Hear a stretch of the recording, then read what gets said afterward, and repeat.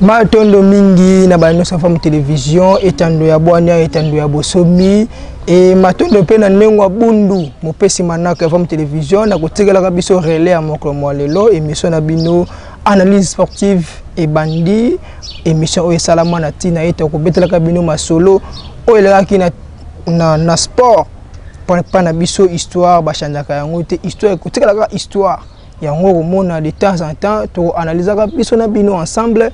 Si ba événement passé na kati ya sport ya mboka na biso ya Afrique mobimba po ani te ba indo banso ba salaki bon temps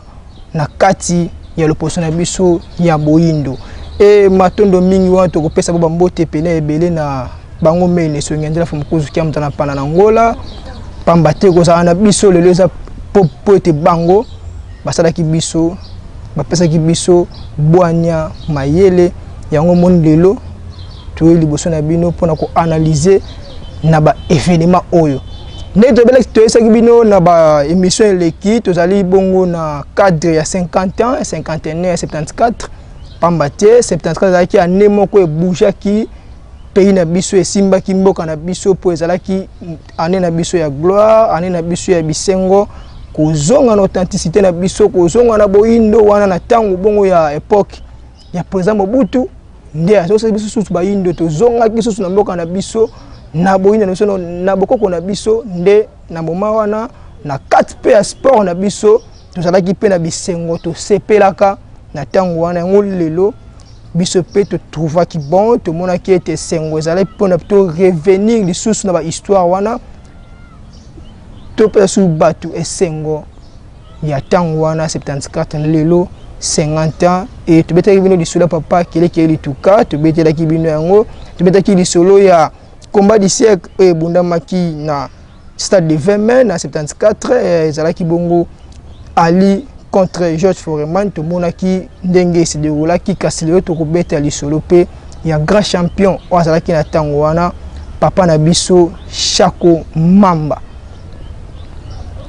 lelo to beta li solo na bango pote bango pe na tango wana basala qui peut bon temps et tomba qui peut na 74 ba qui peut champion d'Afrique au basepela qui peut mboka na biso na monde ya boxe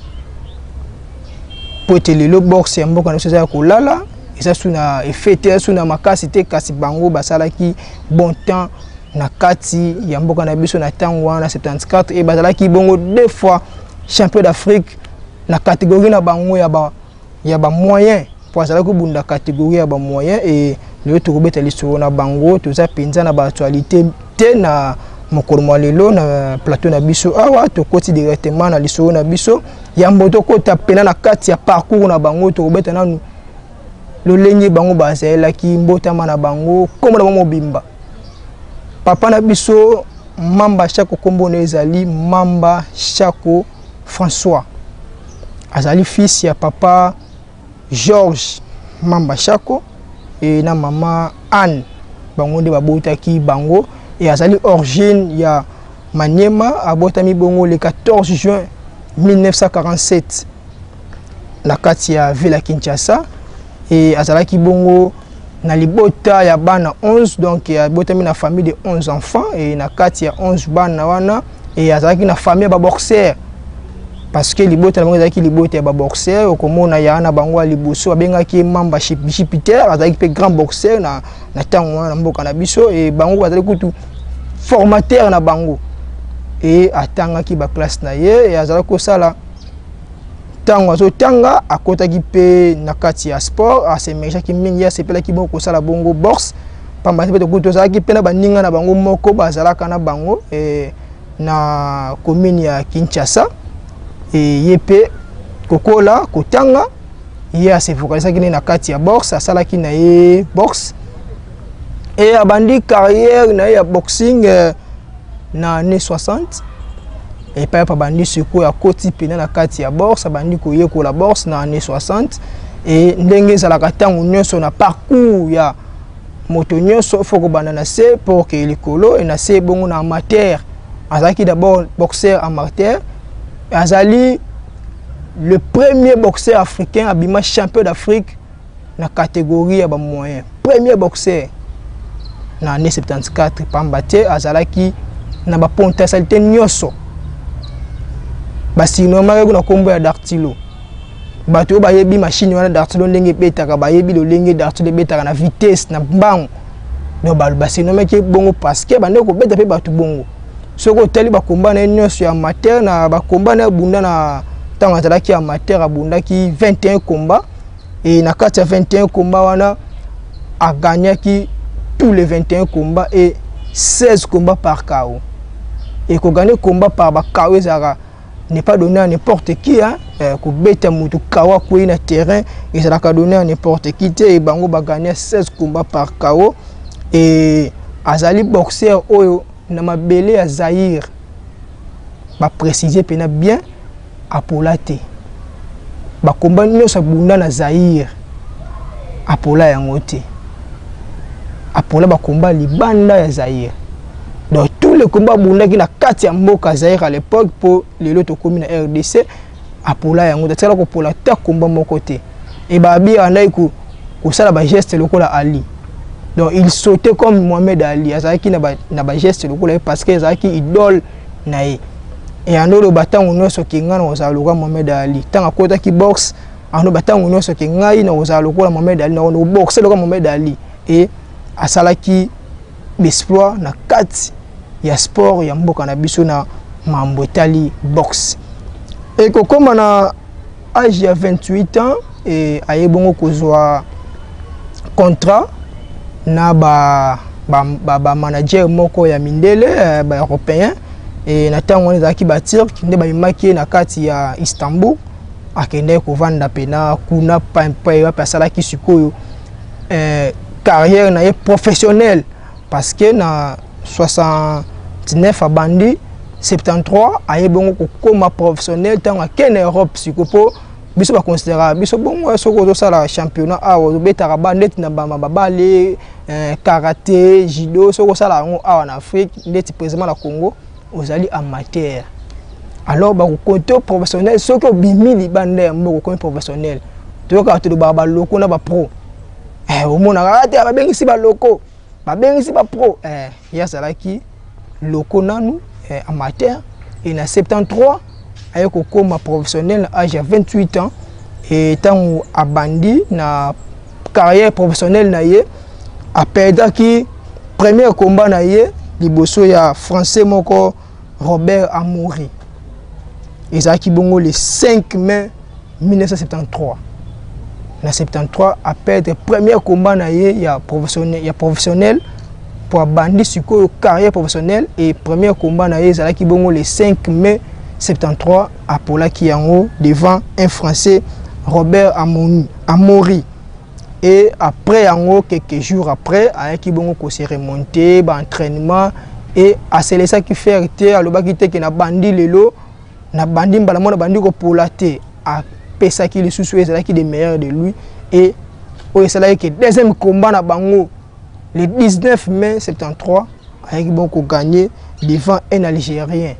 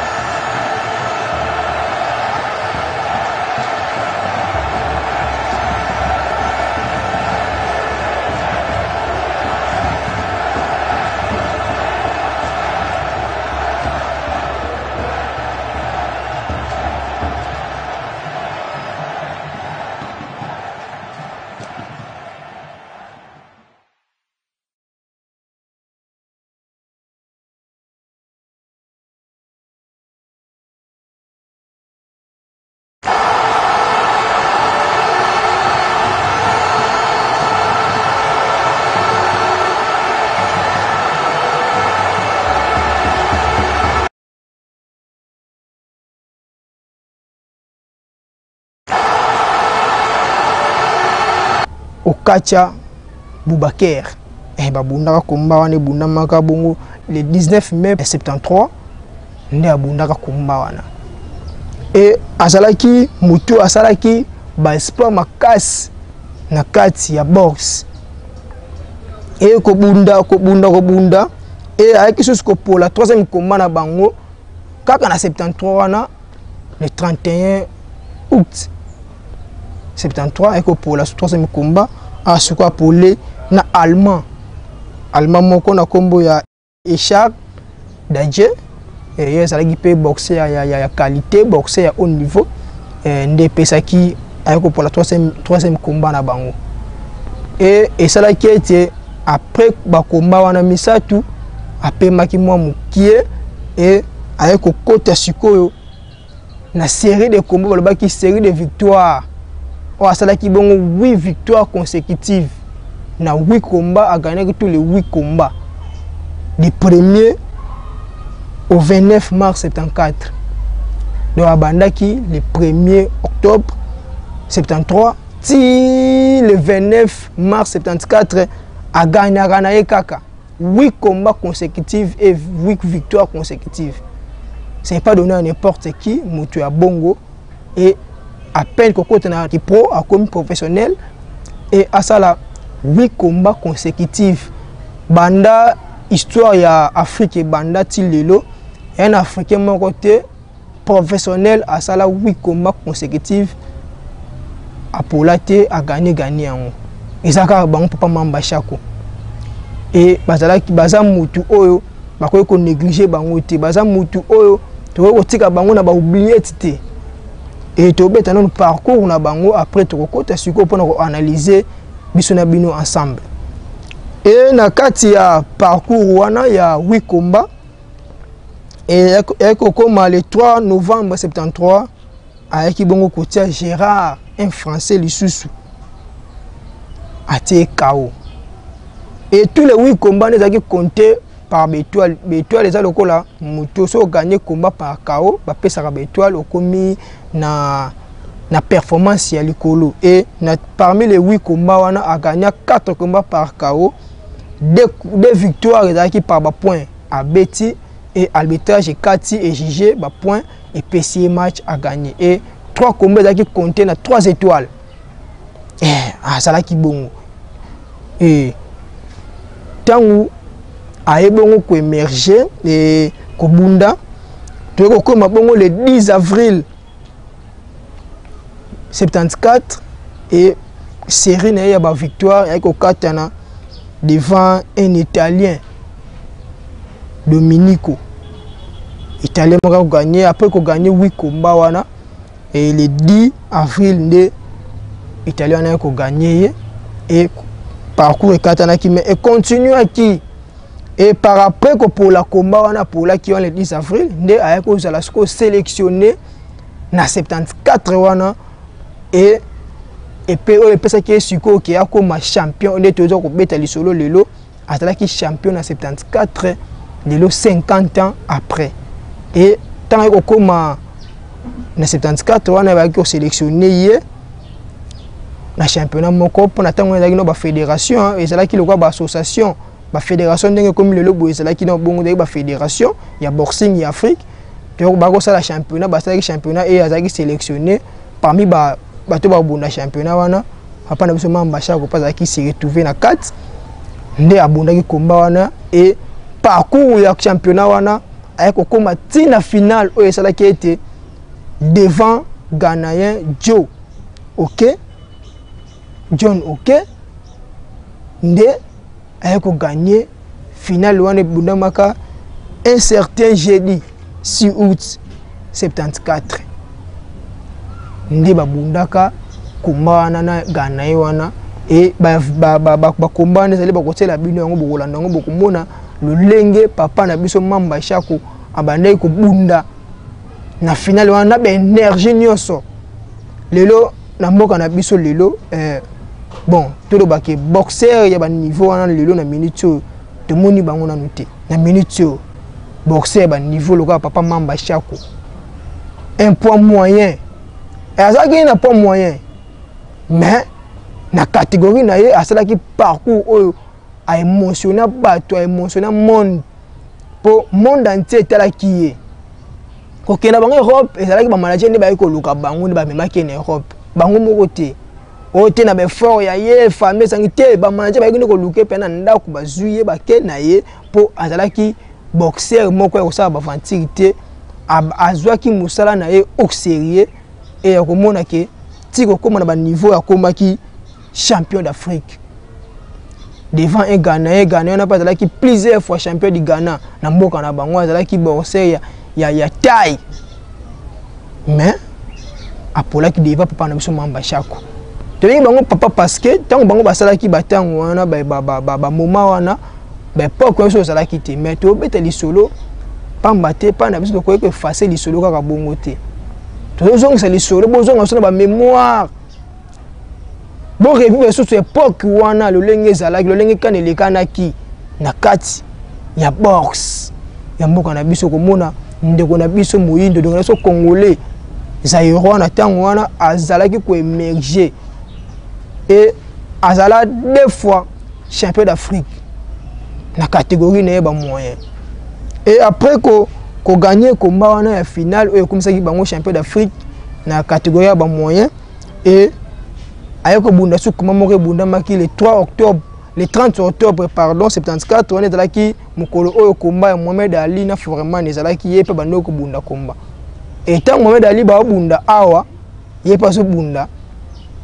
ba combat abunda ki combat wana a gagné ki combat wana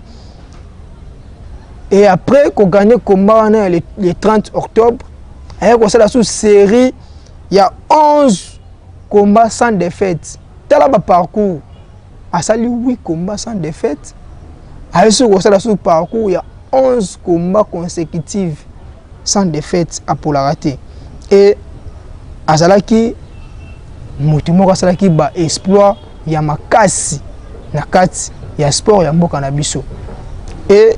histoire, oh, et c'est là ce que Vandisi, ce que biso pendant tout Vandisi makani ici. Et Zali combat na bango et Bunamaka le 20 décembre 74. Combat wana ti lelo itika bato na ba suspense tina lelo ba yebaka te pona nini ba juge ya combat na basalaka bongo combat osalaki na miso ya bato ekoko bunda matepo to yebi na sport catégorie na catégorie na ndenge nango bunda melaka muto aza léger akobunda na lourd te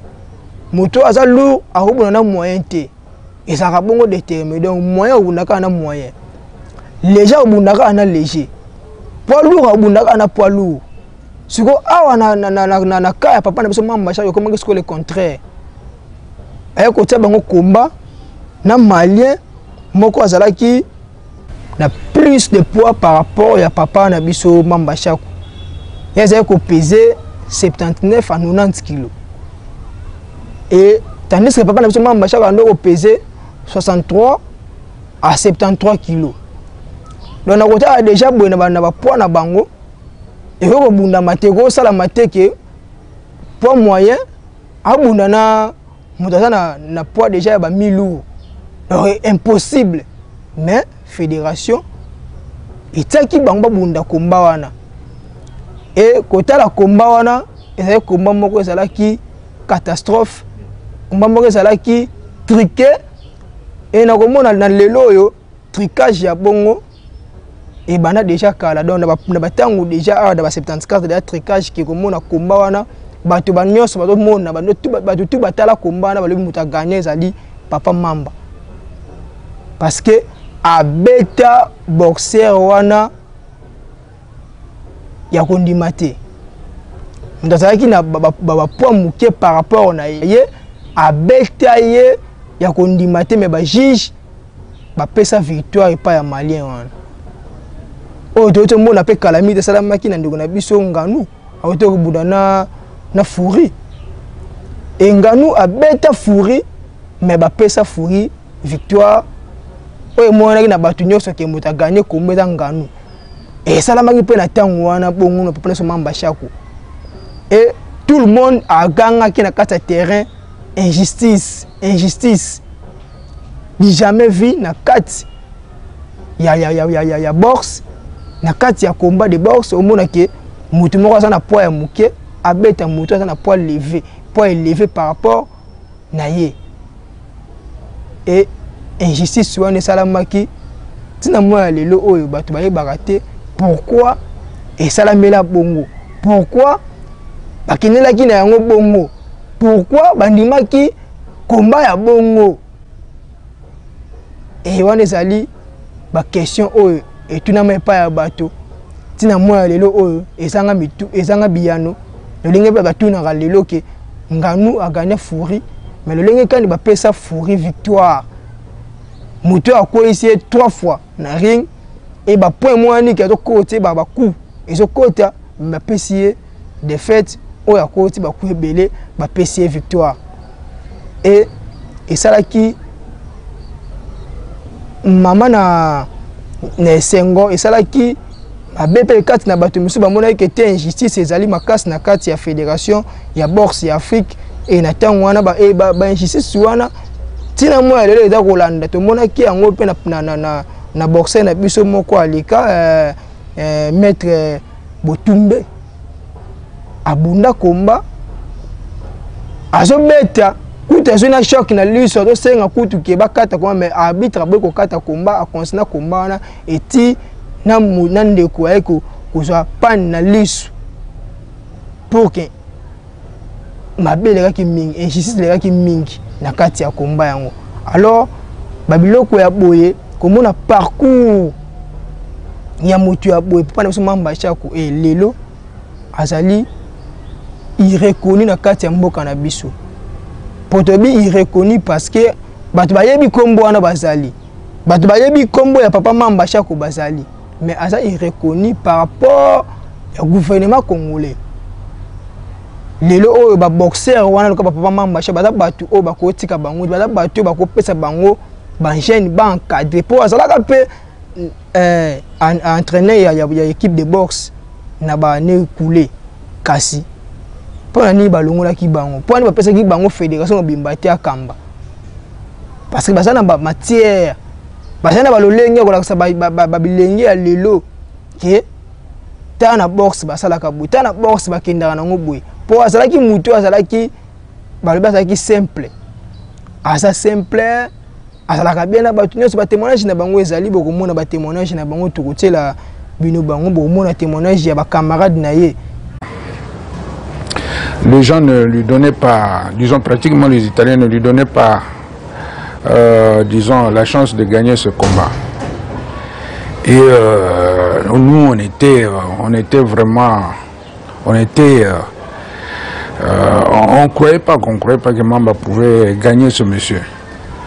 Alors il y a eu beaucoup des Italiens, on est arrivé, bon, il y avait peu de Congolais en tout cas. Et finalement, le combat a commencé. Au deuxième round, Mamba l'a mis KO. Alors c'était vraiment un événement incroyable en Italie. D'ailleurs aussi vous voyez par exemple, les boxeurs à son époque, ils ne sont pas comme lui. Hein. C'est-à-dire que c'est quelqu'un qui a mené une vie bien ordonnée. C'est pour ça que quand vous le voyez, il est encore trop jeune. Malgré son âge, mais il se maintient bien. C'est ça pour moi qui est positif, quoi. Nous avons grandi dans sa maison quand on était encore chez lui, où il y avait des boxeurs à la maison, des boxeurs du pays, c'est-à-dire il était à l'époque entraîneur national qui devait être en principe logé ou pris en charge par le gouvernement. Mais lui, deux fois, il prenait des boxeurs du Bas-Congo, de Kinshasa, qui logeaient chez nous à la maison, avec qui on a grandi ensemble. Aujourd'hui, certains sont en Europe, donc à travers le monde. Donc, logés par ses frères, et nourris comme ses enfants. Donc ça, il doit continuer à aimer la boxe comme ça, bien que, en tout cas, il n'est pas vraiment reconnu aujourd'hui. Je dirais, il est connu, mais reconnu, je parle de la reconnaissance par des autorités du pays, surtout des autorités actuelles. Je crois qu'il est comme oublié. Mais il est connu, mais pas reconnu. Voilà, c'est que je vais ajouter, c'est l'acte qu'il a posé. Tout ça qui a bolingo makasi biso mbale ati sikoyo. Komeka kututé. Soko pesi eloko tanto ribana mike. Chaque zwa mbongo yo bongo eza ya yo. Lewa ba 1 franc ya libende wana to ba 2 francs. Lokuta ko ya koloba. Omba yebi songo la pesa nga mbongo. Yango kwani ya pesa ki otalobaki nanga ke naloba na yo te pona nini. To tambula biso mbale. To saka na taba bill wana ataba nini yo. Eloko bamba serson ko bakutambusa wana. To sa biso mbale. Ba genyo so ba mbale ba osala nanga. Parce que ngana zakana na libota na biso mwana mwasi azaka no kitengai kaka nakati ba mbale. To lingana makasi. Soko mutatumole biso nyoso to bundi. Ngara kokota na kobeta na mibali na yepa zo beta. Tanto ayibala mike. Mais soko tozo bunda oyoka papa kokota te. Makamna ba kokota te. Et comment tu toko mikolo basi lo kwa mwasi na ye. Comme kotonga nga kotonga nga epa na ete akoloba. Oyoka omba mwaso mabe